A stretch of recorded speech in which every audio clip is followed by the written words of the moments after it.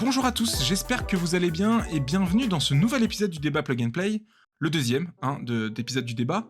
Alors le débat, c'est un format bimensuel qui va revenir un petit peu plus en profondeur toutes les 2 semaines sur des sujets qui ont pu être traités dans la capsule. Un format qu'on a lancé en début d'année qui vous résume l'actualité tech en 10 minutes. Ça sort toutes les semaines, c'est le samedi, c'est sur le même podcast que vous connaissez. Mais là du coup on est dans le débat. Donc on va revenir avec 2 invités sur la bombe médiatique qu'il y a eu ces 2 dernières semaines. Le rachat d'Activision Blizzard, un des plus gros éditeurs de jeux vidéo qui a notamment des licences super populaires comme Call of Duty, World of Warcraft ou Overwatch, et donc qui a été racheté par Microsoft il y a 2 semaines pour à peu près 70 milliards de dollars.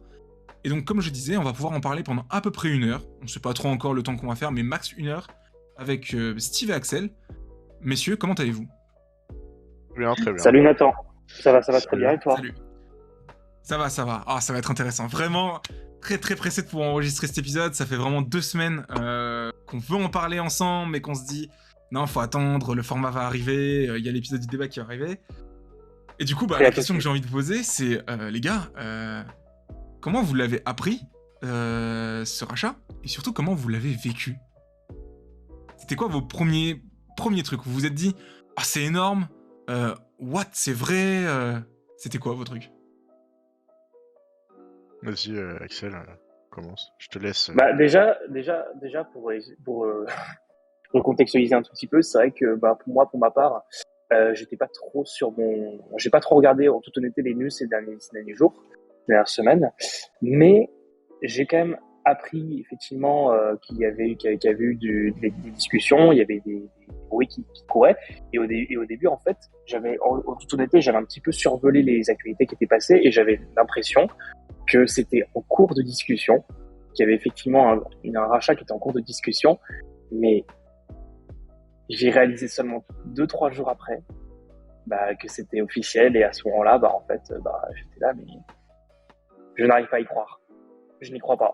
Je sais pas pourquoi, mais je n'y crois pas. Est-ce que tu t'es dit, bon, c'est bon, c'est gagné, c'est plié ?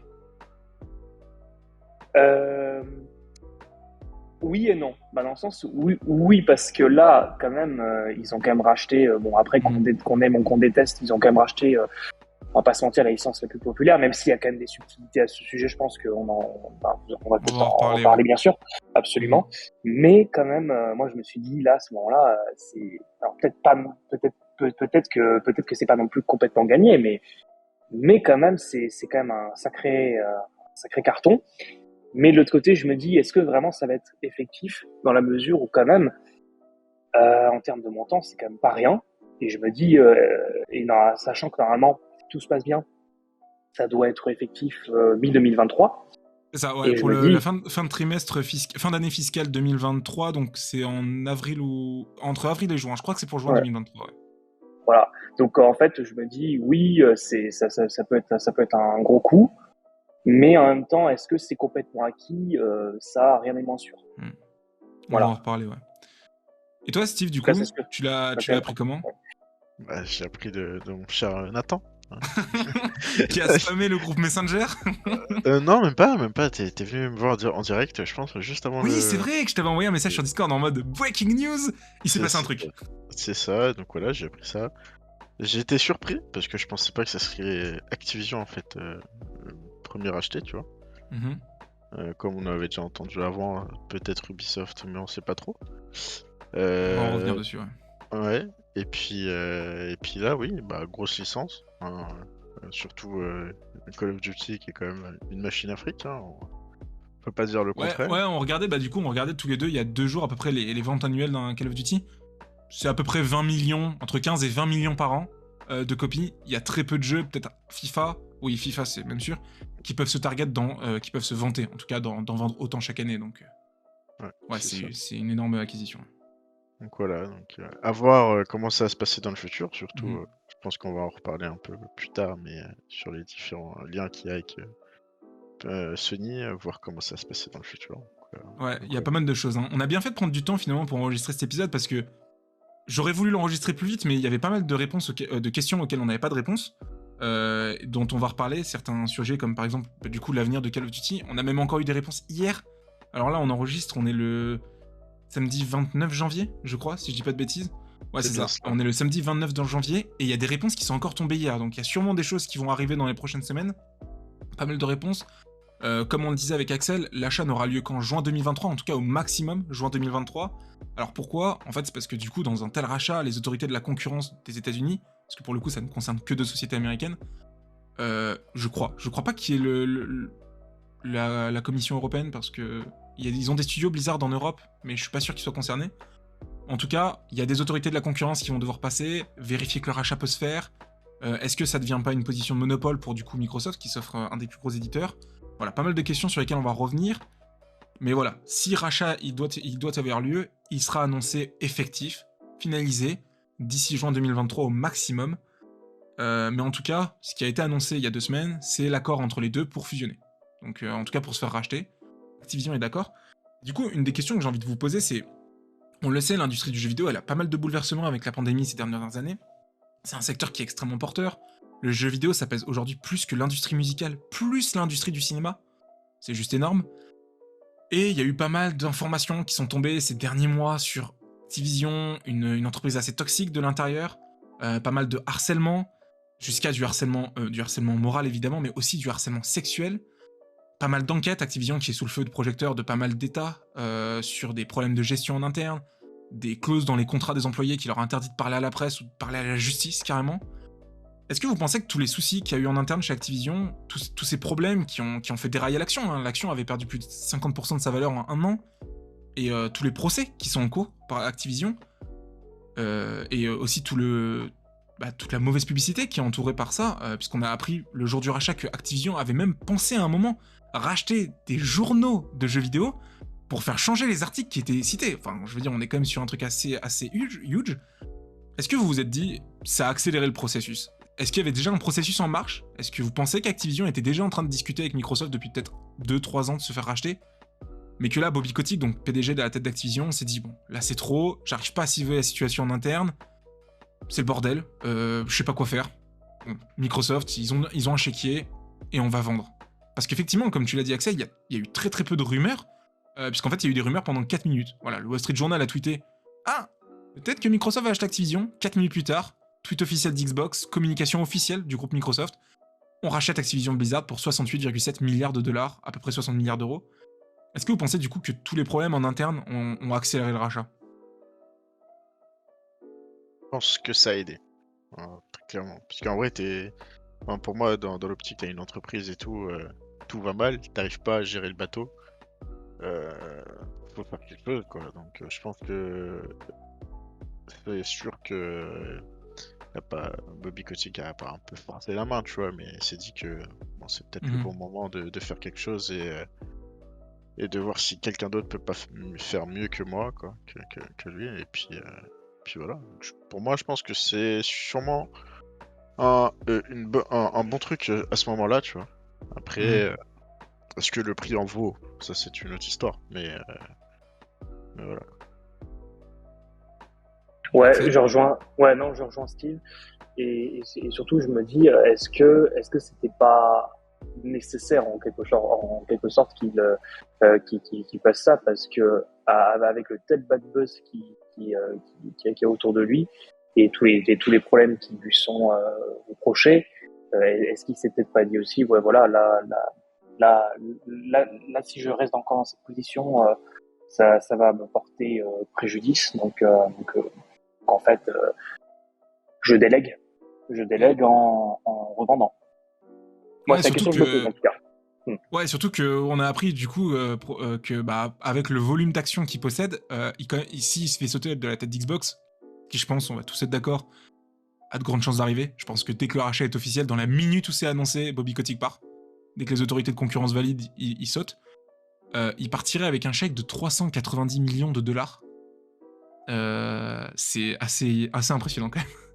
Ouais, j'ai vu ça. Mais d'ailleurs, justement, à ce sujet, la question que je me pose, c'est d'ailleurs, je sais pas si, alors, Je sais pas si vous savez, d'ailleurs, il y a dans une vidéo que Jean-Baptiste Play, c'est pour Jean-Baptiste Chaud, en fait, c'est Jean-Baptiste Chaud, en fait, c'est une personne sur YouTube qui fait des tests de jeux vidéo, mais qui a aussi une chaîne qui est axée sur les actualités du jeu vidéo chaque semaine. Et en fait, dans super format. Un super format. Et dans une de ses vidéos, il a expliqué que Bobby Kotick, il ne partirait pas tant qu'il n'aurait pas résolu les problèmes qui étaient internes. Ouais, bah ça c'était avant le rachat, donc je suppose que maintenant... Je pense que justement, il s'est dit ça, il s'est rendu compte que c'était impossible à gérer en interne, et du coup, ouais, peut-être qu'il veut partir. Enfin, je pense que là, c'est la porte de sortie, parce que du point de vue des actionnaires, il va peut-être partir comme le héros qui aura réussi à vendre Activision Blizzard 2 fois plus cher, à peu près 2 fois plus cher, en tout cas 40% de plus que la valeur qu'avait l'entreprise en bourse, parce que les actions étaient à peu près à $50 en chute libre depuis plus d'1 an, et Microsoft va racheter Activision Blizzard pour un prix d'action à $90. Donc c'est jackpot, full jackpot. Il peut partir en héros, il aura pas tous les problèmes judiciaires à gérer. C'est vrai qu'il a un beau parachute quand même, hein. Il s'en va avec un chèque de près de $400 millions. Ouais. Et aucun souci en justice à gérer. Tous les problèmes, je gère plus, c'est Microsoft maintenant qui est à la tête de ça. Il récupère toute la merde que j'ai créée. Donc ouais, c'est peut-être... Ouais. Mais en gros... En tout cas, c'est une... Ouais, vas-y. Non, vas-y, je t'en prie, termine. Bah, j'allais dire, c'est une belle... Enfin, c'est une porte de sortie...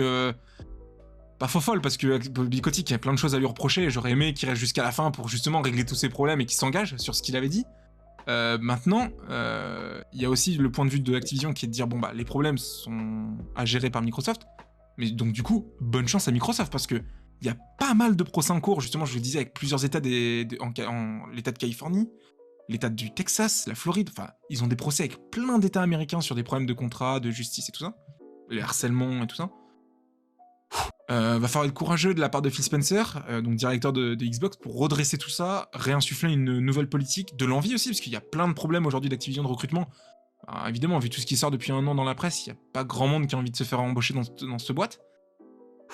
Bonne chance Microsoft. Que changer la culture en interne, ça va être un sacré challenge. Ouais. Mais justement, effectivement, dans ce que tu dis, moi, la question juste que je me pose, c'est moi, je me dis, est-ce qu'il va partir par rapport à ce qu'il a dit ces derniers temps, est-ce qu'il va partir genre juste après le rachat, ou alors une fois que tous les problèmes seront réglés comme il l'a mentionné, quoi. Moi, c'est la question que je me pose. Ou alors est-ce que c'est Xbox qui va reprendre le lead complet et gérer ça à sa place? Moi, je pense qu'il saute dans la minute. Hein. Je sais pas si tu vois ce que t'en penses, Steve, mais... Moi, c'est une fois que Microsoft est vraiment à la tête, que hop, il y a le petit pion, il part, quoi. Ouais, clairement, je pense que c'est exactement ce qui va se passer. Je pense qu'il tiendra pas du tout sa promesse de dire je règle tous les problèmes. Quoi. C'est ça. Ok, non, mais... Il partira pas, je pense qu'ils vont pas dire qu'ils le virent, ils le licencient pas. Je pense pas qu'il y ait un communiqué de presse de Microsoft qui dise ouais, Bobby Kotick est licencié. Mais je pense qu'ils vont dire d'un commun accord, le groupe Microsoft et Bobby Kotick ont conclu un départ. Enfin, franchement, Microsoft est considéré un peu aujourd'hui comme les good guys dans le jeu vidéo. L'entreprise qui fait tout parfaitement, on fait de la rétrocompatibilité, pas besoin de racheter vos manettes entre 2 générations, vos sauvegardes elles vous suivent même si vous n'êtes pas abonné à nos services, pas besoin de payer pour avoir accès à du jeu en ligne maintenant désormais sur Microsoft. En tout cas pour les jeux qui sont free-to-play.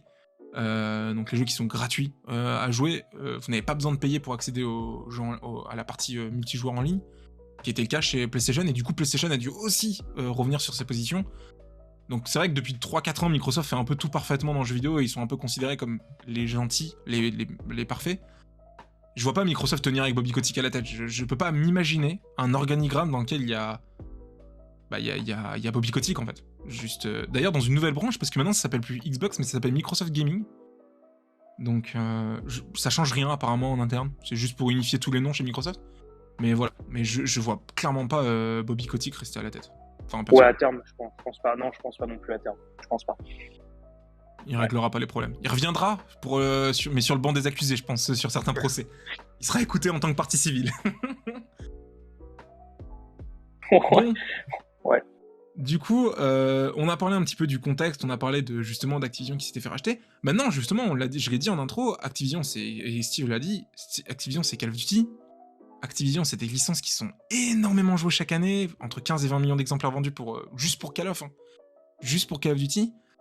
Et Call of Duty, c'est le jeu le plus vendu sur PlayStation. Du coup, il y a eu pas mal de questions, pas mal d'interrogations. Quid de l'avenir de la licence Call of Duty et même de tous les jeux Activision Blizzard sur PlayStation.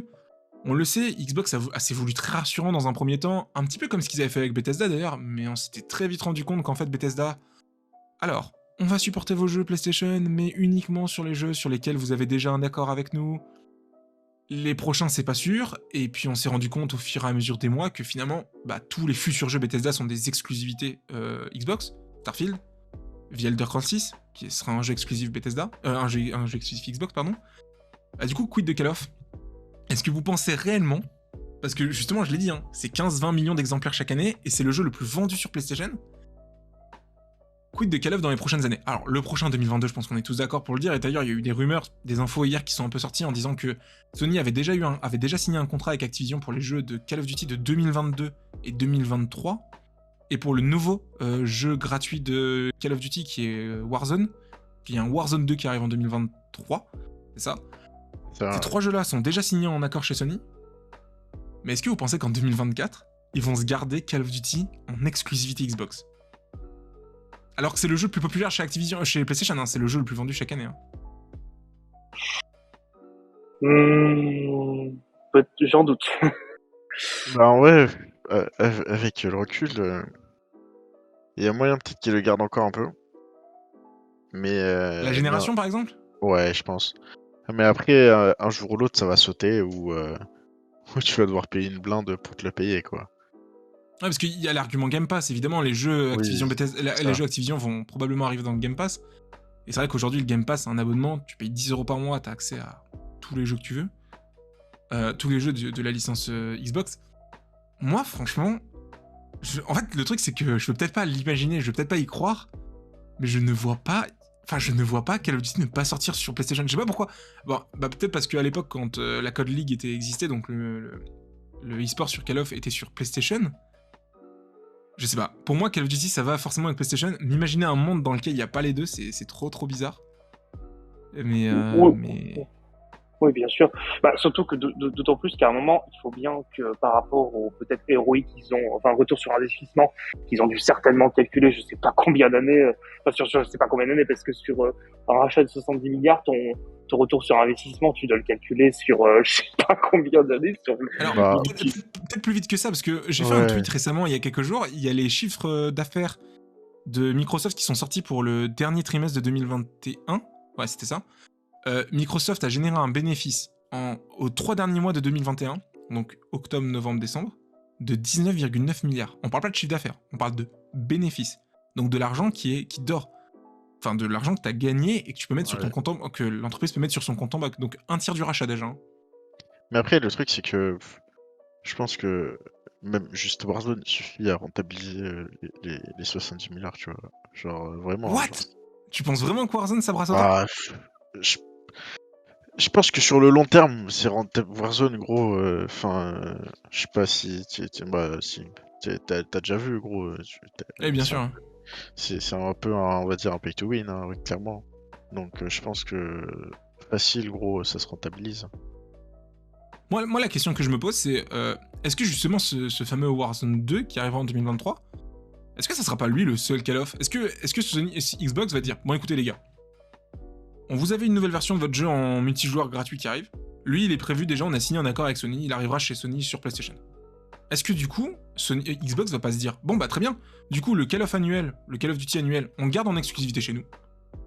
On se dit voilà, il est sur le Game Pass, vous voulez y jouer, il y a pas de souci. On va reparler du Game Pass et de la stratégie de Microsoft à long terme d'arriver sur tous les devices, peut-être même sur PlayStation un jour. Hein. Est-ce que Sony va être dos au mur, on va en reparler. Mais est-ce que la stratégie de Microsoft, ça va pas être de dire bon écoutez, si vous voulez votre Call of Duty annuel, c'est sur notre Game Pass, c'est sur notre console, faut venir dans notre écosystème, donc PC ou console Xbox. Et puis si vous êtes sur PlayStation, les gars, vous avez Warzone en fait. Hein. Ça sera votre seul Call of Duty désormais, vous pouvez encore jouer aux anciens, mais Warzone reste votre seul et unique Call of Duty. Est-ce que c'est imaginable ce monde-là ? Ou vraiment Je pense. Ouais, oui. Je pense pour moi, oui, parce qu'en gros, ça serait le Warzone entre guillemets gratos. On fait, non Sony, on a ton jeu à toi, hein, ton petit Call of et tout C'est ça. annuel, ta petite version de Call of qui change.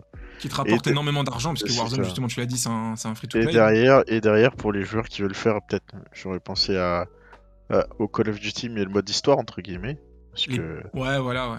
tu vois les gros trucs comme ça, tu vois, ou même par exemple Les vrais les gros fans Black de la Ops, licence, ouais. c'est ça, les Black Ops et tout, etc. Tu vois, seront en fait exclus Xbox, tu vois. Mhm. Et ça peut te faire très mal dans le futur, je pense, si ça se passe comme ça à Sony. Ouais. Ah, non, non. Axel, un avis? Un avis, en fait, moi, je me demande pas s'ils peuvent également partir sur quelque chose comme ça. Et surtout, moi, je me demande pas si, en effet, Warzone, aujourd'hui, ça fait combien de temps Enfin, ça fait maintenant...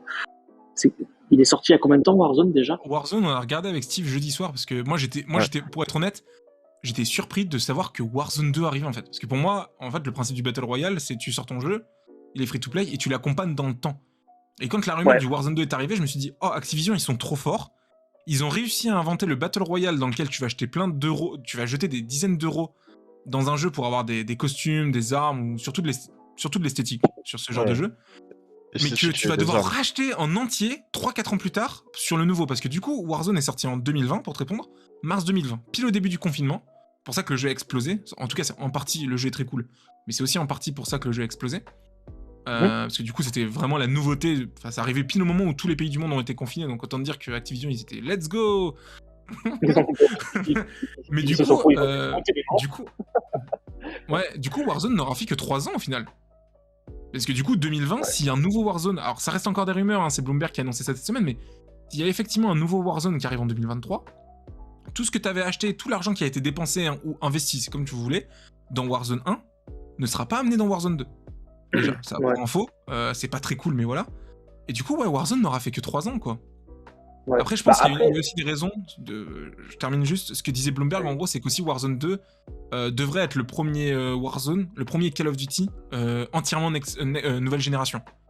C'est-à-dire que tu ne traîneras pas derrière toi toutes les PS4 et Xbox, et c'est aussi pour ça que y a une sorte de page qui veut se faire tourner du côté de Warzone. Alors, Warzone était disponible sur Xbox One et PS4. Là, ce Warzone 2 là, il serait full nouvelle génération, et du coup, je pense qu'il devrait accompagner jusqu'à la fin de la génération. Call of Duty, quoi. Ouais, c'est justement ce que j'allais dire, c'est effectivement combien de temps, parce que je me dis, aujourd'hui, ça génère enfin, je connais pas les chiffres exacts, mais moi, je vois le nombre de gens qui sont dessus, et j'ose imaginer que ça doit encore générer un certain nombre de revenus, et je me dis, est-ce qu'ils ont...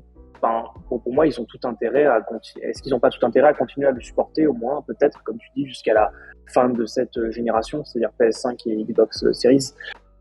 Je parle de Warzone 1. Ouais, peut-être. Je sais pas, je connais pas du tout les idées de Activision derrière, et je pense que personne les connaît, parce que Bloomberg était assez vague dessus. Mais ouais, moi je me posais la question, du coup, si Warzone serait peut-être le dernier... Enfin, que Xbox dirait, bah écoutez les gars, vous avez Warzone 2. Maintenant, pour ceux qui veulent la licence annuelle, et encore annuelle, on va en reparler, parce que du coup, la question que je me pose, c'est est-ce que Microsoft va laisser un peu plus de place à Activision? Je vais vous laisser répondre sur ça. Mais voilà, en tout cas, les gars, si vous voulez la licence habituelle, en tout cas, entre guillemets, de Call of Duty, c'est sur notre console, c'est sur notre écosystème en général, parce qu'on va plus parler d'écosystème, parce que maintenant, on a compris que Microsoft, il s'agit plus de vendre des consoles ou de vendre des PC, il s'agit vraiment juste de s'abonner au Game Pass. Voilà, c'est la seule métrique qui est importante chez eux, leur seul indicateur, combien ils ont d'abonnés à leur offre de gaming. Et du coup, je me demande si vraiment Warzone 2 va pas être le dernier, entre guillemets, jeu qui va être tenu dans le temps sur PS5. Parce que du coup, comme c'est un free-to-play, tu vas devoir tenir dans le temps. Et ils vont dire, bah écoutez, vous avez le Call of de 2022, le Call of de 2023, Warzone, vous avez celui de 2023. On tiendra celui de 2023 jusqu'à je sais pas quand, 2025, 6, 7, j'en sais rien. Mais ça sera le seul, ça sera le dernier, quoi. On va mettre à jour Warzone 2, et puis le reste, vous oubliez. Et du coup, c'est peut-être une possibilité. Et puis surtout, il y a peut-être aussi un côté de chez Microsoft qui va peut-être arrêter de vouloir faire des Call of Duty annuels. Parce que Activision va peut-être sortir de son rouleau compresseur annuel où il y a un nouveau Call of Duty tous les ans. Mais est-ce que du coup, ça va pas être l'occasion aussi pour Microsoft de dire, bon, écoutez les gars, vous aviez besoin d'argent régulièrement, vous étiez une société qui générait du chiffre d'affaires, mais aujourd'hui chez Microsoft, on a compris, on n'est pas obligé de faire beaucoup d'argent, il faut juste être à l'équilibre et être rentable. On bâtit pour le futur. Est-ce que vous pensez vraiment que Microsoft va dire, les gars, le Call of Duty annuel, on va arrêter. Vous faites des burn-out, vous en pouvez plus, vous faites que des Call of Duty, parce que faut se rendre compte que Activision, c'est 7 ou 8 studios, il y en a 6 qui tournent uniquement sur Call of Duty. Raven Software, Treyarch, Infinity Ward ne font que Call of Duty chaque année. Il y a Sledgehammer aussi, je crois. Enfin, voilà. Est-ce que vous pensez que Microsoft va dire, bon les gars, le Call of Duty annuel, on se calme, on en fait un tous les 2 ans, 3 ans, un peu à l'image de ce que fait DICE avec Battlefield, enfin Electronic Arts. Est-ce que ça peut être aussi l'occasion pour Microsoft de dire, on calme le jeu sur les Call of, on a Warzone qui tourne, il rapporte de l'argent, et puis voilà, toi, studio qui faisait que du Call of Duty, bah tu vas pas en faire pour les 2 prochaines années, tu vas pouvoir ressusciter d'autres licences. Est-ce que Microsoft va dire, bah écoutez, on ramène Crash Bandicoot, qui est une licence Activision. Est-ce qu'on ramène Guitar Hero? Moi, franchement, je serais très fan de voir le retour de Guitar Hero. Est-ce que c'est possible pour vous? Est-ce que Microsoft va vouloir réincarner des licences ou pas? C'est fort probable. Et puis en plus, avec l'armada de studios qu'ils ont, je pense qu'il y a de quoi faire, quoi. On rappelle, Satya Nadella, le patron de Microsoft, donc pas patron de Xbox, mais patron de Microsoft, qui avait expliqué que l'objectif à terme dans le Game Pass, c'était d'avoir une énorme exclusivité, un AAA, ce qu'on appelle des triple ou quadruple A, donc des jeux top niveau en termes de qualité et de budget. Ah, pas en termes de qualité, pardon, surtout en termes de budget, marketing et de développement, donc des jeux qui coûtent extrêmement cher. L'objectif, c'est d'en avoir un par mois dans le Game Pass. Donc il va falloir que les studios cravachent, mais ils en ont 30 et quelques maintenant, donc ils ont de quoi voir venir, je pense. Ouais, ils ont pas mal, ils ont un beau stock. Ils ont un beau stock, ouais, ils ont une belle armada. Je pense. Ouais, et du coup, peut-être la fin du Call of Duty annuel, ça va peut-être permettre d'inventer du renouveau, parce qu'on le sait, les Call of, ça évolue très peu chaque année. C'est un peu le résumé le bilan d'un Call of Duty, c'est le même que l'année dernière, en un peu mieux. Ils ont changé d'univers, l'année dernière c'était la Seconde Guerre mondiale, cette année c'est le futur, l'année prochaine ce sera les guerres contemporaines, plein de trucs, donc pourquoi pas, ça va peut-être permettre de ramener beaucoup de trucs. Et puis surtout, une question que j'ai envie de vous poser par rapport à Activision, les gars, c'est Microsoft, on le sait, c'est ce que je disais, c'est les good guys, entre guillemets, comme ils sont appelés aux États-Unis du jeu vidéo. Ils travaillent que 4 jours par semaine, ils ont une politique apparemment interne qui est vraiment irréprochable. Beaucoup de place aux femmes dans le domaine, et on le voit à la tête de Microsoft aujourd'hui. Il y a 50% de la tête de Microsoft Global qui est féminine, et à peu près 40%, je crois, de la tête de Xbox, enfin, du coup de Microsoft Gaming qui est féminine. Est-ce que vous pensez... Alors attention, parce que c'est une question un peu bizarre. Est-ce que vous pensez que rien que la politique d'entreprise de Microsoft, qui aujourd'hui est enviée par beaucoup de boîtes dans le monde, on le sait, il y a pas mal d'employés de chez Apple dans le domaine de la tech qui sont un peu jaloux du monde du travail chez Microsoft, parce qu'encore une fois, ils travaillent que 4 jours par semaine avec des horaires assez allégés. Est-ce que vous pensez que cette politique de travail, elle peut faire mal à Sony? Dans le sens, je m'explique. Si on se rend compte que Microsoft arrive à redresser Activision Blizzard, et qu'ils arrivent à corriger tous les problèmes de culture, ça va prendre du temps, mais je pense qu'ils veulent y arriver. Est-ce que ça va donner des motivations d'aller bosser dans les studios Sony, alors que du côté de chez Microsoft, ça a l'air d'être le paradis? Parce qu'il n'y a pas de pression sur les revenus des jeux, vu que votre jeu ne doit pas fonctionner pour que vous continuiez à vivre, vu que l'indicateur c'est le Game Pass. C'est combien de joueurs ont testé ton jeu, combien de joueurs ont truc. Est-ce que vous pensez que rien que la politique interne sur ce rachat, et la manière dont ils vont redresser Activision, ça peut jouer dans l'inconscient de futurs employés, futurs travailleurs, futurs acteurs du monde du jeu vidéo, qui vont se dire, mais putain, mais attends, mais Microsoft, les conditions de travail sont trop cool. Pourquoi je veux aller bosser chez Sony? Pourquoi je voudrais aller bosser dans les studios de Sony et tout ça? Oula. Non, bien sûr. En fait, moi, je me demande, si tu veux, je me dis que ça peut potentiellement être possible, mais dans combien de temps? C'est-à-dire qu'aujourd'hui, Sony, je pense qu'il y a toujours encore plus particulièrement PlayStation, je pense qu'il y a toujours même si ce rachat a fait beaucoup parler de lui, je pense que quand même il y a encore une hype qui reste importante. On parle quand même de distance assez solide, Horizon Zero Dawn, God of War, etc. Ouais, Forbidden West d'ailleurs, le nouveau Horizon qui arrive dans quelques jours chez Sony. Et je me demande, en fait, si tu veux, c'est tant que, si tu veux, il y a encore que Sony, que PlayStation reste populaire et reste encore très bien apprécié. Et Je me dis, tant que c'est encore le cas, est-ce que ça peut pas arriver, mais dans un certain temps? Jusqu'au moment où il commence à y avoir un changement. Jusqu'au moment où il commence à y avoir... Voilà. Ouais, le jusqu'à un certain temps, il va revenir beaucoup dans la suite du débat, on va en reparler, mais... Steve ? En tout cas, moi, c'est la question que je me pose, en tout cas. Steve, est-ce que la culture que peut insuffler Microsoft peut faire changer aussi les choses ? En vrai, c'est fort probable, parce qu'en vrai, la culture de Microsoft est quand même assez avant-gardiste. Et en mode, de toute façon, nous, on a ce qu'il faut, hein. On a la banque qui est remplie. Votre jeu, il marche pas, bah c'est pas grave, hein. On en fera un autre, tu vois, genre, vraiment, Ouais, genre... c'est vrai que ça donne un peu cette impression là, chez Microsoft. Hein. Ça va faire un peu à la Netflix, quoi. Ta série elle marche pas, bah on l'enterre, on en fait une autre, hein. Écoute, c'est ça. Et puis, après, est-ce qu'ils vont se perdre dans la qualité et avoir de la quantité? On sait tous que nous, on préfère la qualité que la quantité, hein. Comme ce qui se passe en fait actuellement avec Sony, quoi. T'as pas énormément de jeux qui sortent tous les ans, mais derrière, les jeux sont très très propres. C'est vrai que pour le coup, si on reprend les propos de cette année-là, qui était de dire on fait un jeu par mois de AAA, c'est vrai que Sony, pour le coup, on tourne en général dans les très bonnes années 2-3 jeux, mais c'est dans les très bonnes années. L'année dernière, la seule exclusivité PlayStation, si je dis pas de bêtises, c'était Ratchet ? Ou il y a eu autre chose ? Ratchet et Clank Rift Apart ou... Ratchet, oui. Et Returnal, je crois. Ouais, il y a eu Returnal, ouais, c'est vrai. C'est vrai. Mais je sais pas si... Enfin, ouais, c'est un gros jeu, mais je sais pas si on peut considérer ça AAA, parce que j'ai pas l'impression qu'il ait été mis tant en avant par... Et puis après, le jeu, comme on la difficulté du jeu aussi, donc bon... Ouais, on reviendra pas dessus, mais c'est vrai que le jeu apparemment était très compliqué. Ouais. Bon, bah, je vois que tout le monde est chaud pour parler de Sony, donc on va en parler de Sony. Ça tombe bien, c'était la suite du sujet. Du coup, on en a parlé, le fameux... Mais quelle transition. Mais merci pour la transition, les gars. On en parlait, le fameux jusqu'à quand. Il y a quelques semaines, un peu fin décembre, Bloomberg, du coup, qui était déjà à l'origine de pas mal de fuites, avait annoncé que Sony était en train de travailler sur un projet Spartacus. Nom de code Spartacus, pardon, qui était en gros, le principe, c'était de dire, voilà, aujourd'hui, il y a des offres gaming chez PlayStation, il y a le PS Plus qui permet, entre guillemets, contre un échange d'à peu près 5 € par mois ou 60 € par an, d'avoir accès à des jeux, déjà d'avoir accès aux jeux en ligne, et en plus d'avoir accès à des jeux qui sont offerts tous les mois dans l'abonnement, des jeux dont tu as accès que si tu continues à t'abonner. Et puis il y a aussi une deuxième offre, le PS Now, qui est beaucoup moins comprise par les joueurs, qui est un truc un peu hybride, c'est un peu de streaming, donc un peu de cloud gaming, où tu joues pas aux jeux réellement sur ta machine, des jeux que tu peux télécharger un peu chez toi, il y a des jeux qui sont des AAA, donc en gros des jeux de haut budget qui arrivent de temps en temps, mais pas si souvent que ça. On a vu que Sony a essayé de le mettre un peu plus en valeur l'année dernière avec par exemple l'arrivée de Horizon Zero Dawn, qui a eu donc un gros jeu de Sony qui est arrivé dans le PS Now. Pendant un temps limité, il est resté que 2 ou 3 mois.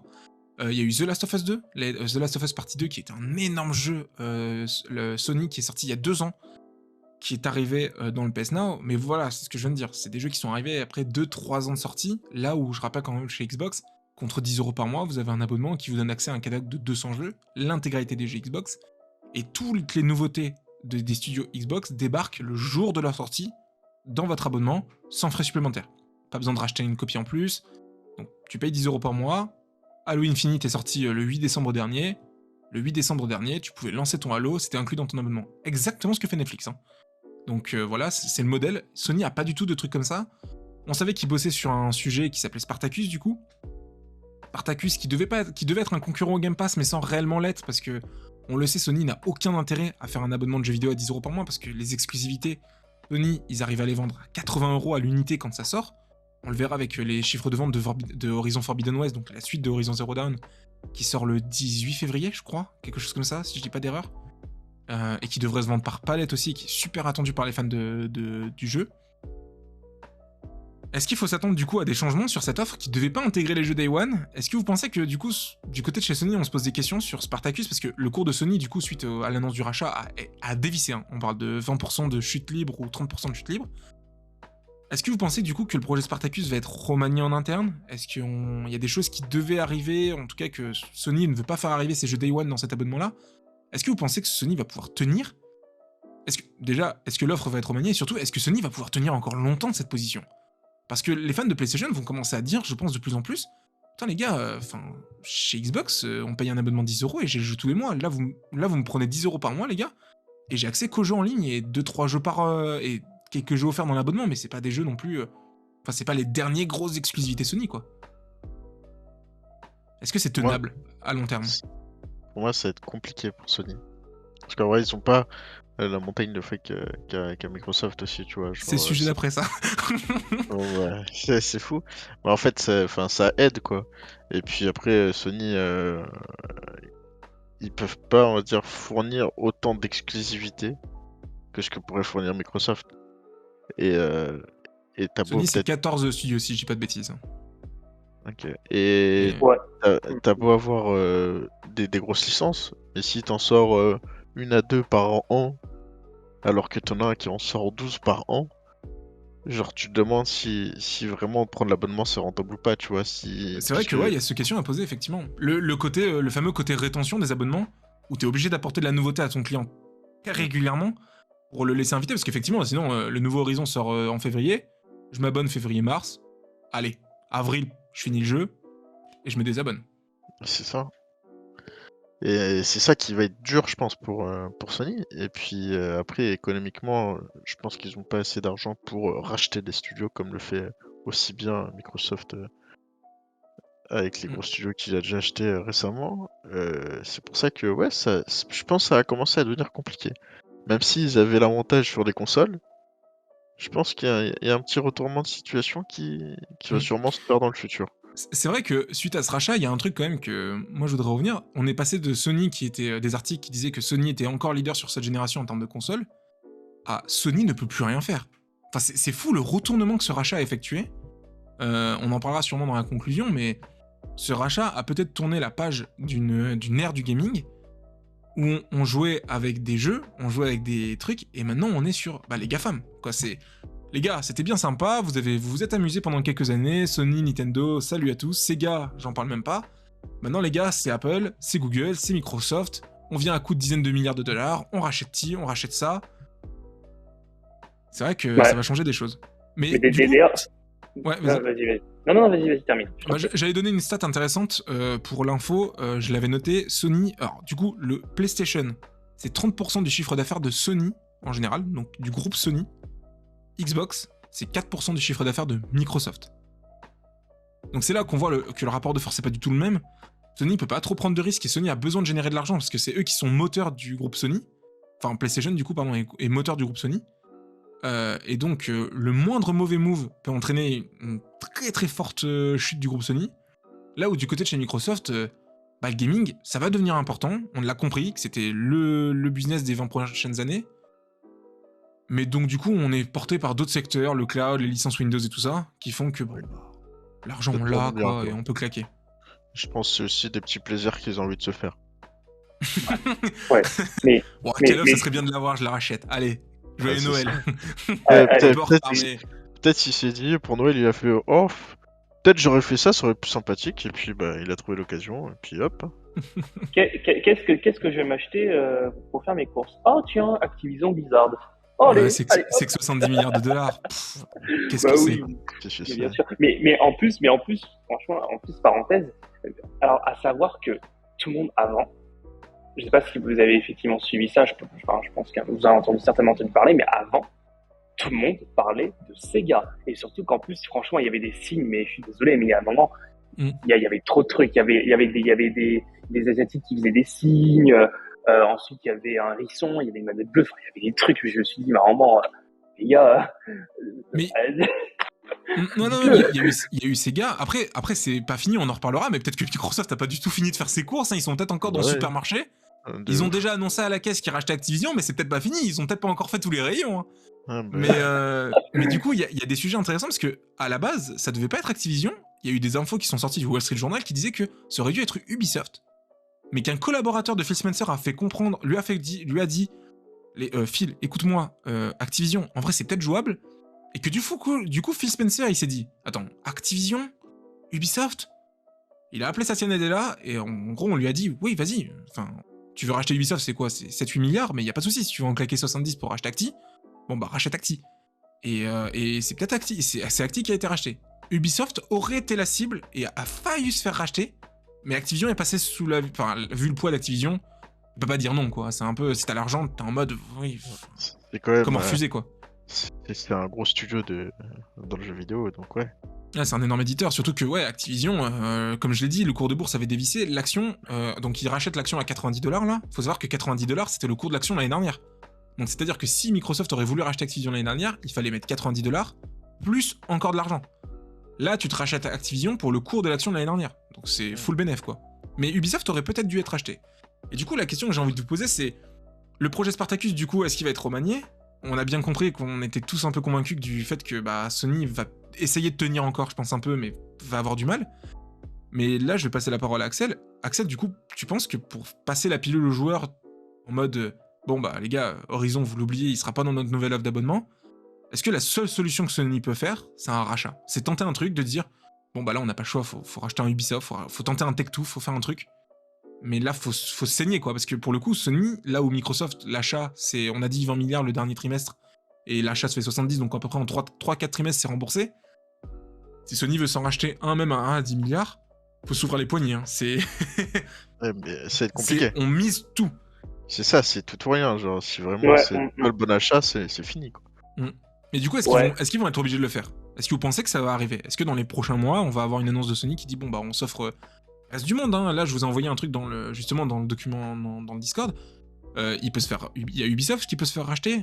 Electronic Arts c'est cher, je crois que c'est une 40aine de milliards, je vais aller vérifier. Mais pour moi, mais ça vient de racheter. Mais Tech2 vient de racheter Zynga. Alors Tech2 c'était valorisé à 12 milliards, donc t'aurais pu peut-être t'en sortir pour 20 milliards, mais là ils viennent de racheter Zynga à 12 milliards aussi, donc ça va sûrement faire monter le prix. Ouais. Et puis surtout, le fait que Microsoft ait racheté Activision, bah tous les marchés financiers s'attendent justement à ce qu'il y ait une autre cible qui soit dans les jumelles, dans les viseurs, hein, pardon. Et du coup, le prix de tout le monde a un peu monté, quoi. Parce que du coup, maintenant, si tu vas aller voir un Ubisoft, Ubisoft, ils vont dire attends, mec, tu voulais me racheter 12 il y a pas longtemps, mais t'es obligé de m'avoir maintenant. T'es un peu contraint, donc c'est plus 12, c'est 15 ou 16, quoi. Ouais, c'est ça. Et le truc, c'est ou alors la question que je me pose, c'est effectivement pour répondre à ta question du départ, c'est moi déjà je pense qu'un jour ou l'autre ils vont devoir racheter. Alors je sais pas qui, est-ce que ce sera Ubisoft, que ce sera Electronic Arts si vraiment ils arrivent à se l'offrir, ou alors limite en s'embêtant peut-être, je sais pas si vraiment ils ont pas le choix. Mais en tout cas moi ce qui est sûr, moi ce que je pense qui est quasi certain, c'est que ils vont être obligés de racheter, je pense. Je sais pas qui, mais quelqu'un. Mais moi, je pense qu'ils en seront peut-être obligés si, en tout cas, il y a un gros changement. S'il n'y a pas de changement aujourd'hui, ou en tout cas s'il ne survient pas très vite et qu'ils s'en sortent encore avec les Horizon Zero Dawn, God of War, Ragnarok et tout ça, je pense que tant qu'ils tiennent, ils vont pas trop changer. Ils peuvent tenir combien de temps, Axel ?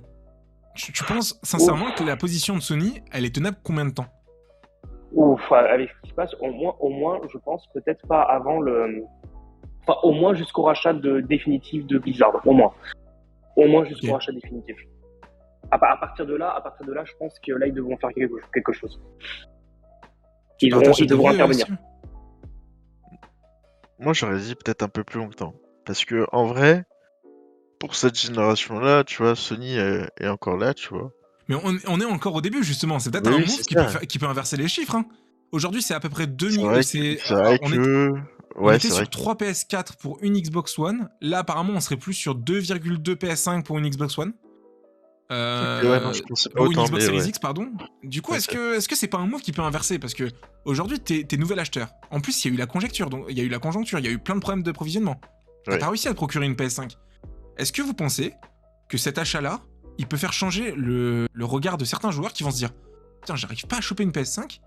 Et avec cette annonce-là, franchement, moi je joue à Call of chaque année, je joue à 1 ou 2 jeux, parce que c'est la moyenne, hein, c'est 1 ou 2 jeux pour un joueur. Pourquoi aller prendre une PS5 ? Enfin, j'ai le Game Pass, j'ai tout et tout ça. C'est vrai que d'un côté, je pensais que ça allait durer un peu plus longtemps, mais je pense que ça va aussi beaucoup se jouer sur les nouvelles versions des PS5, tu vois, la Slim ou autre, on sait pas comment ça va s'appeler, mais sûrement comme ça, tu vois. Ça va sûrement se jouer à ce niveau-là, tu vois. Ok. Mais toi, tu penses qu'ils peuvent encore tenir avec une offre d'abonnement qui n'est pas exactement la même que celle que propose Microsoft jusqu'en 2024, du coup. Enfin, un peu plus loin, du coup. Un peu plus Moi, loin que j'aurais le dit jour un peu plus 2023. loin, ouais, j'aurais dit un petit 2026. Après, à voir comment ça Ah se ouais, passe dans le 2026, ok. Bah, je pense en vrai, parce que le truc, c'est que, en fait, ils vont tenir avec leurs exclusivités, tu vois. Et puis, dans le sens aussi, c'est Microsoft, ok. Sauf que si tu fais le combo PS5 et PC, et bah, en fait, tu joues à tous les jeux Microsoft. Et derrière, tu fais les petites exclusivités de Sony, tu vois. Donc, je pense qu'en vrai, Mais, ils mais du peuvent. coup, Microsoft est quand même gagnant dans l'histoire. Parce que certes, tu Oui, continues d'acheter une PlayStation, c'est ça. mais t'achètes aussi chez eux. C'est ça, mais sauf que derrière, en fait, Sony, en fait, eux seront toujours vivants, tu vois. Et puis, j'allais dire, j'allais dire quand même, c'est un peu gros, tu vois, mais va devenir un acteur du niveau de Nintendo, tu vois. Secondaire, Ouais, bah, secondaire, c'est un peu violent, tu vois, mais un comme acteur à part. voilà, c'est ça, comme Nintendo, tu vois. Genre, Nintendo, c'est vraiment un acteur à part. Eux, ils sont Mm. dans leur truc et tout. Et je pense que Sony va devenir comme ça. Et puis derrière, t'auras le monstre Microsoft qui est venu de super loin, qui est arrivé, bon, qui a claqué des milliards, mais voilà. Et puis voilà. Après, à voir aussi derrière si les 12 jeux par an, ça va pas faire trop, tu vois. Faut voir. Il y a pas mal de questions à se poser. Je sais pas, Puis et même moi, après, moi, moi je me pose des questions sur la rétention et tout ça, sur le fameux modèle d'abonnement. Est-ce que le modèle à abonnement... Alors pour l'instant, j'ai pas l'impression que non, parce que justement, je m'étais posé la question en préparant le débat, mais j'ai regardé un petit peu dans les annonces de Microsoft. Moi, j'aime beaucoup les jeux solo narratifs, et je me suis dit, ouais, le problème des trucs à abonnement comme ça, c'est qu'en général, ouais, tu ça fais des jeux dure multijoueurs sur lesquels tu 3 restes mois, longtemps, quoi. quoi. C'est ça, ouais. Et au final, je me suis dit, oh, c'est la grosse inquiétude que moi j'ai par rapport au Game Pass, et on en avait déjà parlé Steve et même Axel. Et au final, c'est vrai que quand tu regardes la liste des jeux qui arrivent du côté de chez les trucs, Starfield, The Elder Scrolls, c'est pas des gros jeux multiples joueurs. C'est des jeux qui ont plus l'air d'être des solo narratifs, donc peut-être pourquoi Ouais. pas. Mm, Ouais, mm. moi j'avais Ouais. vraiment peur d'un switch aussi de l'industrie, parce qu'on avait vu que Stadia, donc plateforme de cloud gaming de Google, qui malheureusement est un peu en train de s'écrouler, si ce n'est pas déjà fait, avait annoncé justement que désormais les personnes qui seraient disponibles sur leur store ne seraient plus rémunérées par jeux téléchargés par les clients, mais par le temps passé des joueurs sur les jeux. Et du coup, moi, le message que j'en avais compris, c'était bon, écoute, je suis développeur, je vais pas faire un jeu où les gens passent 20 heures, faut que je fasse un jeu sur lequel les gens restent 100, 200 heures, quoi. Parce que plus les gens passent d'heures, plus je suis payé. Curieux de voir si ce switch arrivera chez le Game Pass. On sait que pour l'instant, Microsoft, les contrats qui sont signés, c'est soit des gros chèques à l'entrée, donc c'est-à-dire que Microsoft vient voir un développeur, un éditeur de jeu, et lui dit bon, écoute, ton jeu me plaît bien, je te donne direct tant de cash. Ou alors, des fois, c'est tant de cash et je t'achète l'exclusivité, mais en même temps, plus par copie téléchargée, donc par joueur qui teste ton jeu, t'as un petit bonus, ou alors c'est que le petit bonus. Donc ça dépend, c'est un peu au cas par cas. Il n'y a pas de réel modèle que Microsoft applique à tous ses éditeurs. À voir si ça change dans le futur. J'espère que Microsoft va garder ce modèle de jeu téléchargé plus que temps passé sur les jeux. Parce que dans ce cas, ça peut entraîner un vrai gros changement de l'industrie. Parce que c'est là où, en fait, où, entre guillemets, Sony sera gagnant, tu vois, parce que... Oui, Sony a peut-être une carte à jouer du coup en se disant bah nous on va maintenir notre parti pris des jeux solo narratifs, des gros jeux solo narratifs qui on sort que 2 par an quoi. Ouais, pourquoi Ouais, pas. mais après, derrière, je pense que ça va se jouer aussi sur les éditeurs tiers, tu vois. Où vraiment, ça va se jouer sur un mode... ils vont se demander qui propose plus. Et puis... Justement, ouais, les jeux éditeurs tiers. Alors moi c'était dans mes questions bonus, mais est-ce que justement ce fameux 12 jeux par an d'exclusivité Xbox, et là je vais laisser la parole à Axel, est-ce que c'est pas un mauvais signal pour les éditeurs tiers? Je pense par exemple à Ubisoft qui a récemment annoncé l'arrivée de Rainbow Six Quarantine dans le Game Pass. Grosse annonce mine de rien, parce que pour l'instant le Game Pass en janvier n'avait pas grand chose à proposer. En décembre il y a eu Halo, il y a eu Forza en novembre, mais du coup en janvier il n'y avait pas de gros jeux. Là Rainbow Six Quarantine, un nouveau jeu d'Ubisoft finalement qui a eu des ventes, on a dû comprendre que les précommandes n'étaient pas si bonnes ça, est arrivé dès le one dans le Game Pass. Est-ce que c'est pas un mauvais signe pour les jeux d'éditeurs tiers? C'est-à-dire, je m'appelle Ubisoft, est-ce que je vais avoir encore une place dans ce Game Pass quand le rouleau compresseur Microsoft sera lancé avec 12 jeux par an? Est-ce que je m'appelle Ubisoft, est-ce que je suis pas inquiet en me disant putain je peux pas sortir un jeu parce que tous les mois va y avoir un énorme jeu Microsoft qui sortira, qu'en plus les clients n'auront même pas besoin de payer. Donc pourquoi aller jouer à un jeu Ubisoft qui va falloir débourser 60, 70, 80 euros pour l'acheter, alors que tous les mois Microsoft va proposer un gros jeu à ses clients? Axel, si tu veux. Ouais, bah en fait je me dis, alors après, moi en toute honnêteté, moi je connais pas trop Rainbow Six Quarantine ainsi que ce modèle économique. Mais est-ce que, d'ailleurs, petite question, je sais pas si vous connaissez le jeu, mais est-ce que dans le jeu, par exemple, il y aura des systèmes de microtransactions, etc. Ouais, il y en a quelques-unes, mais elles sont pas super mises en avant. C'est plus un jeu coop. D'accord. Mais la question était surtout de la place des éditeurs tiers. C'est-à-dire, je m'appelle Oui, Ubisoft. Est-ce que j'ai encore une place sur le Game Pass? Parce que du coup, aujourd'hui, Microsoft, ils sont en mode, écoutez, venez éditeurs, venez mettre dans le Game Pass. Mais avec 12 jeux par an, est-ce qu'ils vont encore dire, venez Ubisoft, mettez notre jeu dans le Game Pass, on vous paye pour que vous venez. Est-ce que ça va pas devenir l'inverse surtout? Je pense que si tu veux mettre ton jeu sur le Game Pass, il va pas falloir payer? Je pense que ça va finir sur ça. Genre, je me mens pas. Tu veux mettre ton jeu en avant, bah paye, et puis hop, tu vois, je te le mets en avant. Et je pense que derrière, ça va faire en mode, tu sais, un peu publicité, tu vois, ou en mode, eux s'occupent de distribuer, donc tu vas devoir payer des redevances entre guillemets à Microsoft pour poser ton jeu dans le Game Pass et pour qu'il puisse atteindre le plus de monde possible, tu vois. Un peu comme Steam, du coup? Ouais, mais sauf que c'est un peu plus différent, tu vois. Mais là, je pense que c'est plus en mode, tu proposes ton jeu à Microsoft, ils me font, ouais, il y a un truc à jouer et tout, machin. Si vous voulez, nous, on vous dit que pour, par exemple, je sais pas, genre, on va dire 35 millions, on vous le met en avant, et puis ça sera par exemple notre jeu du mois, tu vois, notre jeu phare du mois, etc., tu vois.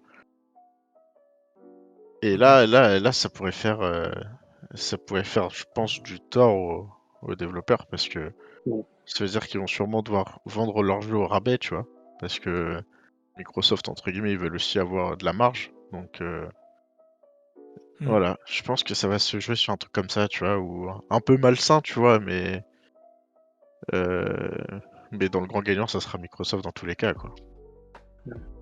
Bah, en fait, dans la lignée de ce que dit Steve, je me demande pas s'ils le mettent dans le Game Pass, s'ils en sont contraints, comment ils peuvent combler ça, par exemple, en mettant en avant peut-être un peu plus un système de microtransactions qui soit à la fois le moins pénalisant possible, mais qui permettent en même temps à Ubisoft de combler les meubles en quelque sorte. Je sais pas si vous voyez ce que je veux dire. Ouais, non, je comprends totalement. Mais microtransactions sur lesquelles Microsoft prendra peut-être 30%.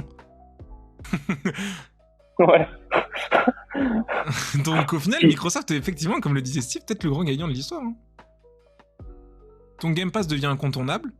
Les éditeurs que t'essayais de faire recruter, maintenant c'est eux qui vont toquer à ta porte pour être mis en avant, parce que c'est une offre que tout le monde va avoir. Et puis c'est la base de clientèle est beaucoup plus élevée, quoi. De fou. Bah oui, t'as la possibilité. Là aujourd'hui, on a les chiffres du coup suite au rachat. Il y a une mise à jour des chiffres. On avait 15 millions d'abonnés en début 2021, et là on a appris du coup qu'il y en avait désormais 25. Donc c'est vachement impressionnant comme augmentation, même si certains ont jugé un peu ça décevant. Ça reste quand même une base très solide, et puis surtout avec les Call of et tout ça, il y a des abonnés qui vont venir. Forcément, il y a des abonnés qui vont venir quand ils vont commencer à intégrer dans les prochaines semaines, parce qu'on sait ça va arriver assez vite. Avant même la fin du rachat, on va commencer à voir les jeux Activision débarquer au cas par cas. Voilà quoi, il y a des abonnés qui vont sûrement se réveiller, peut-être même moi, salut, peut-être, je m'appelle Nathan, peut-être intéressé par refaire certains Call of, si vous les mettez tous, pourquoi pas je lâche 10 €, hein. On peut négocier Microsoft. Ah oui, si. J'ai abonnement gratuit. Axel aussi, c'est parti, on monte dans le train. Steve ? Moi je demande bien, s'ils nous écoutent, un petit abonnement gratuit, on prend, on est là. C'est vrai, s'ils veulent nous proposer un mois d'essai, si on peut essayer de gratter un mois à 1 €. Il y a aussi pas mal de questions sur les 25 millions d'ailleurs, de combien paye réellement le prix de 10 € par mois. Mais après, énormément d'offres promotionnelles. Est-ce que l'abonnement va augmenter ou pas à la Netflix? Ça, on verra. Une question aussi, je me posais la question là. Est-ce que vous pensez que une des stratégies de Sony pour survivre, est-ce que c'est pas d'accepter le Game Pass dans son offre, dans la PlayStation? Est-ce qu'aujourd'hui, la question peut se poser du côté de chez Sony, qui est de dire, bon, écoutez, il y a le rouleau compresseur Microsoft qui est lancé. Est-ce que la meilleure manière de survivre, c'est de bloquer un peu nos joueurs dans notre écosystème, de les garder dans notre système en leur disant, le meilleur des mondes c'est Sony, parce que vous pouvez à la fois jouer aux jeux Xbox avec le Game Pass, et puis en même temps, vous avez toutes les exclusivités, quoi. Est-ce que c'est pas une possibilité pour Sony, si vraiment Sony est dos au mur, je pense qu'ils feront ça que s'ils sont dos au mur, est-ce que Sony peut pas se poser la question de dire, bon, on fait rentrer le loup dans la bergerie, on fait rentrer Xbox, quoi. Pour moi, il faut pas, en vrai. Pour toi, il faut pas? Parce que moi, je me dis, c'est peut-être pas si con que ça, hein. Parce qu'aujourd'hui, Steve, tu dis aujourd'hui, il faut un PC pour jouer aux jeux aux exclusivités Xbox et une console Sony pour jouer aux exclusivités console, que proposera Sony. Mais si la PS5 fait rentrer Xbox dedans? Ouais, mais... Est-ce que tu te dis pas la meilleure machine du coup c'est la PS5 ? J'en achète qu'une, ça me coûte 500 €, j'achète pas le PC, et puis je peux jouer en cloud gaming du coup dans le Game Pass à toutes les offres de trucs. Oui, ouais, d'un côté ça peut passer. Après, tu vois, Mais c'est vraiment au dos au mur, je pense. je pense que vraiment, genre, si tu fais ça, ça montre que t'es pas les meilleurs, tu vois. Je sais pas si tu vois un peu ma vision, Ouais, tu je vois. comprends. Après est-ce que quand Apple par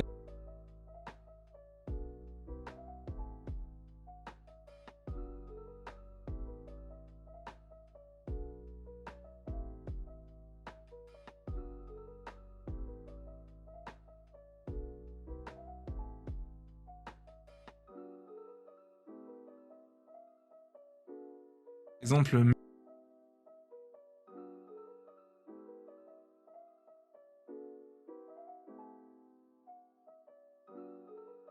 Je pense... mais tiens, en fait, retourne chez toi Microsoft, on te met 3 consoles à 1, on mène de large la catégorie le combat PS4 Xbox, on arrive à faire genre à nos jeux, à les vendre 80 € plein fer à tout le monde. Le Game Pass, t'as que quelques millions d'abonnés pour l'instant, ils en avaient même pas 10. Et du coup, on sait que Phil Spencer s'est pris un mur devant lui, on lui a refermé la porte au nez. Et du coup, il a dit OK, let's go, Après, bah, on va sortir ouais, le chéquier, on va racheter tous vos potes, c'est pas de soucis, vous voulez faire la guerre Sony ? c'est ça. Et puis je pense que vraiment, si à la fin Sony meurt, entre guillemets, Microsoft va bon. Allez, on vous aide. Bon, après, on en est pas. Ah, Après, on en mais est pas. pour moi, je pense que ça va partir un peu en règlement de compte où en fait euh, euh, Sony ne vaudra pas d'Xbox et Xbox ne vaudra pas de Sony, je pense. Et puis après, ça va se passer comme ça et puis on va voir en fait plus tard. Mais pour moi, Sony doivent garder un peu leur indépendance, tu vois. Genre un peu à la mode Nintendo, tu vois. Genre, c'est comme chez Nintendo, hein, t'achètes une Switch, t'achètes des jeux, mais tes jeux ils sortent pas tous les mois, quoi. Ouais, Tu vois, ou genre, je alors, pense qu'ils sortent un jeu trois jeux tous Tous les les ans. 10 ans, puisqu'après ils font des remakes pour les ressortir. Voilà, donc je pense que voilà, ouais, eux ils sont dans ou leur alors, truc. Je ouais. pense que Sony doit rester dans leur truc. Et puis, bon, ils auront pas autant de milliards que Microsoft, mais ils seront toujours dans la course. Ouais. Mais tu vois, moi, je me demande pas si justement, si vraiment, comme tu dis, Nathan, ils sont pas dos au mur, ils vont pas faire un truc un peu comme ce que fait Apple avec le système d'accès au comment ça s'appelle, au Game Pass, non, au Xcloud Gaming. Genre, en gros, ils vont dire, ok, les gars, on vous tolère, on vous accepte, mais avec quand même un certain nombre d'étapes, tu vois. Ouais. Bon, après, ouais, C'est voilà, un vrai nombre qu'en de plus, contraintes. c'est vrai que sur la PS5, il y a un navigateur caché. Hein. Donc tu pourrais faire du cloud gaming depuis le navigateur de la PS5, mais il est caché Ouais. parce que justement, je pense que Sony se dit que s'il l'ouvre, bah, Microsoft va s'engouffrer dans cette faille comme ils l'ont fait chez Apple. Ouais, je me demande pas s'ils vont pas faire un truc un peu à la Apple, entre guillemets, enfin, c'est pas une critique, hein, mais juste qu'ils fassent un truc un peu à la Apple, tu vois. Si vraiment ils sont dos au mur, mais pour l'instant, on n'est pas encore là. On n'en est pas encore là, effectivement. Il faut quand même relativiser. Ils ont des beaux jeux qui arrivent. Oui, voilà. Des belles annonces qui ont été faites. J'ai une petite dernière question. S'ils sont dos au mur, est-ce qu'ils se feront racheter ? Parce que on parle Microsoft et aujourd'hui s'est lancé, on l'a compris, ça fait 2 ans maintenant.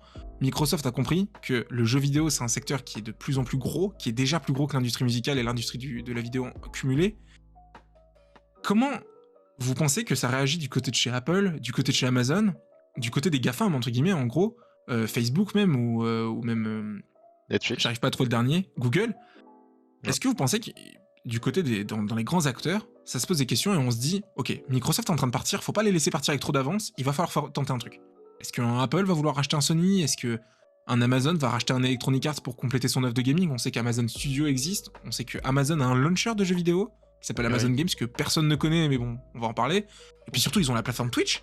Google, pareil, ils ont YouTube, ils ont tenté un truc avec Stadia, c'est raté. Est-ce que racheter un studio, ça peut essayer de relancer un peu Stadia ? Est-ce que la course des GAFAM va s'accélérer violemment dans les prochaines années ? Et si oui, est-ce qu'un énorme va rentrer dedans en fait ? C'est qui que vous voyez rentrer dedans, concrètement ?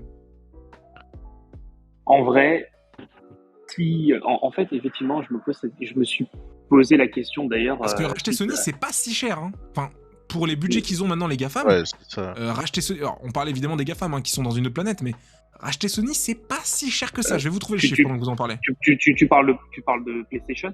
Ah non, Oui, je parle non. vraiment de racheter tout Sony, parce qu'il y a des stratégies Ouais. à long terme. Même un Netflix pourrait racheter un Sony dans le sens où Ouais. on sait que Ouais, Netflix, et on en a Sony parlé dans la Pictures. capsule de la semaine 4, allez, petite passe D pour la capsule, j'en ai parlé dans la capsule qui est sortie ce samedi matin, au moment où on record, donc il y a 2 jours pour vous si vous écoutez le podcast lundi. Netflix a perdu 20% en bourse, et Netflix a expliqué qu'aujourd'hui, gagner des utilisateurs est de plus en plus compliqué, et que l'avenir de Netflix peut dépendre du jeu vidéo, et qu'il va falloir investir là-dedans. Netflix a pas mal d'argent, beaucoup de dettes surtout, mais pas mal d'argent, et du coup, est-ce qu'un Netflix va se dire, on rachète un Sony, on récupère tout le catalogue Sony Pictures, puis on récupère la partie gaming avec PlayStation, on intègre tout ça dans notre offre magnifique avec abonnement qui existe déjà, et boum, let's go, on relance nos abonnements. Pareil, Apple a besoin de lancer du contenu vidéo avec Apple TV+, qui a du mal à démarrer. En plus, pas mal de shows d'Apple TV viennent de chez Sony ou de chez Warner. Du coup, pareil, racheter un Sony, tu te récupères une grosse partie cinéma, une expertise folle, et surtout un catalogue de films et de séries qui arrive très fort. Tu récupères aussi la partie gaming sur laquelle Apple n'est pas réellement présent, à part Apple Arcade. Et même pour Disney, Disney peut se récupérer Sony, donc récupérer la licence Spider-Man dont ils rêvent, ils veulent la racheter absolument. Puis ils peuvent se relancer dans le jeu vidéo qu'ils ont abandonné quand ils ont racheté Lucasfilm à l'époque, parce que Lucasfilm avait une division jeu qu'ils ont fait fermer instantanément. Mais aujourd'hui, Disney veut se lancer dans le jeu vidéo, donc pourquoi pas. Il y a pas mal de cibles qui pourraient vouloir racheter Sony. Ouais. Pour moi, je pense que Vas-y, Steve, vas-y. Pour moi, je pense que ça viendrait plus d'Apple. Ouais, je pense aussi. Parce que d'un côté, comme on a pu le voir dans la nouvelle direction qu'ils sont de faire tout eux-mêmes, et puis après, leurs processeurs M1, M1 Pro, M1 Max sont monstrueux. Et puis comme ils ont parlé dans le passé qu'ils voulaient s'attaquer au monde du jeu vidéo, je pense que pour eux, ils doivent regarder Sony de très près. Et puis après, comme tu l'as dit aussi précédemment, ils ont des problèmes sur Apple TV. Ils ont des trucs pas mal, franchement, des bons petits trucs sympathiques. Et je pense que le catalogue Sony Pictures pourrait leur faire encore plus de bien. Et vraiment, je pense que il y a moyen qu'Apple joue un gros rôle dessus. Et puis après, ouais, sur tout ce qui est Sony, sur tout ce qui est Netflix et tout, je sais pas trop. Franchement, je pense pas que ça viendrait d'eux. Ouais. J'ai un doute, mais je pense pas. Mais franchement, ça m'a l'air bizarre, tu vois, genre... Disney aussi, pourquoi pas. Enfin, il y a beaucoup de gens, il y a beaucoup d'entreprises aujourd'hui dans le monde du divertissement qui pourraient racheter un Sony, ou qui auraient un intérêt en tout cas à racheter un Sony. Mais après, oui, en tout cas. Est-ce qu'ils ont les fonds, c'est la question. Apple les a, c'est sûr. Ouais. Mais Amazon les a aussi. Netflix, c'est peut-être plus compliqué pour un groupe comme Netflix, mais Disney n'a pas les fonds. Disney n'a pas les fonds, ou peut-être les a, mais je pense que ça poserait problème. C'est se saigner aussi, on va racheter un Sony pour Disney, c'est se saigner. Ça poserait un gros problème sur la concurrence. Ouais, mais juste. Ouais. Ah, vas-y. Non, vas-y. Non, mais parce qu'en fait, juste parce que tout à l'heure vous parlez de Sony, mais juste quand vous parlez de Sony, est-ce que vous parlez juste de la partie catalogue, film et pictures? Est-ce que vous parlez de PlayStation, mais est-ce que vous parlez aussi de Sony, genre tout le... Pour moi, aujourd'hui, tu peux pas racheter un groupe comme Sony en morceaux, à moins que le groupe soit mort, tu vois. Mais aujourd'hui, pour moi, si tu veux racheter Sony, tu rachètes tout, les appareils photo, les télés, tout ça. Et c'est peut-être un rêve, mais une petite télé Apple, un petit appareil photo Apple, s'ils peuvent les garder en vie, moi ça me va. Mais c'est exactement, mais tu vois, c'est exactement ce que je me suis dit. Est-ce que si demain, imaginons vraiment, s'ils s'achètent vraiment tout, est-ce que d'un côté, ça pourrait pas permettre effectivement à Apple de se lancer, de conquérir de nouveaux marchés, de relancer des relevés de croissance, mais clairement, mais bien sûr, de faire ça, et puis qu'Apple a un truc beaucoup plus à jouer que les autres. Apple a plus d'intérêt, c'est celui qui a le plus d'intérêt, parce qu'Amazon, effectivement, bon, les appareils photo, tout ça, c'est bien rigolo, mais ils savent pas quoi en faire. Apple, ça peut faire beaucoup de relais de croissance, ils ont le cash, les casques audio, ils pourraient récupérer un de leurs principaux concurrents, tout simplement déjà. Donc déjà, en termes de casque audio, tu te rachètes un concurrent, donc tu te rachètes des ventes aussi, et une expertise. Les appareils photo, pourquoi pas, ça peut faire vendre quelques millions d'unités, et puis Apple a une expertise photo qui est pas trop dégueu, donc pourquoi pas. Puis Sony en a une très très bonne. C'est vrai qu'Apple en a le plus d'intérêt. Mais bon, on en est encore loin, on verra. Et puis surtout, je te trouve aussi une philosophie qui est plutôt proche parce que Sony, en termes de raffinement, c'est plutôt, je pense que c'est, PlayStation en l'occurrence, je pense que, alors après Microsoft, voilà, c'est vrai que PlayStation avec Apple, c'est un peu un truc fermé, on est un peu entre nous et tout ça, c'est vrai que les philosophies se ressemblent. Ça pourrait bien convenir pour les deux. Ouais, je pense. Parce qu'après, ça enlève rien à Microsoft, je pense. Je pense que depuis quelques années, ils se sont bien dressés, mais je pense qu'effectivement, Sony, ils aiment bien, je pense, s'attarder sur des détails un peu à la Apple, tu vois. Et je pense qu'effectivement, en termes de vision, de philosophie, je pense qu'il y a pas mal de points communs. Qui fait que pourquoi pas. Et bah, ça me semble parfait ça me semble parfait comme mot de la fin. Ouais. Voilà, on espère vous avoir éclairé un petit peu sur le rachat de Microsoft. Vous l'aurez compris, il y a énormément de choses qui vont changer dans le jeu vidéo à court terme, sur la manière dont le jeu vidéo fonctionne, sur le modèle dont le jeu vidéo se rémunère. Peut-être que le podcast va très mal vieillir avec un rachat d'un groupe qu'on n'aura pas vu du tout venir. Peut-être que Sony va couler dans 2 ans, non, je pense pas, mais en tout cas, on aurait essayé de décrypter un peu ce rachat et de toutes les conséquences que ça peut avoir. On est 2 semaines après l'annonce et vous voyez, il y a encore beaucoup de réponses qu'on possède pas. Ça va être intéressant. Ça va être très très cool en tout cas à suivre. Moi, je vous remercie d'avoir suivi le podcast. Je vous invite à aller écouter la capsule qui est sortie cette semaine et qui sort évidemment toutes les semaines, et puis à retrouver un débat. Le prochain sujet, il n'est pas encore établi, mais ça sera dans 2 semaines. Ça sera la 2e semaine de février, le lundi de la 2e semaine de février. Je vous remercie. Merci de nous avoir écoutés. Merci les gars d'avoir été présents pour ce podcast. Et puis je vous dis, je dis bonne soirée à tout le monde, à vous, et puis à nos auditeurs. Ciao. Merci beaucoup. Ciao.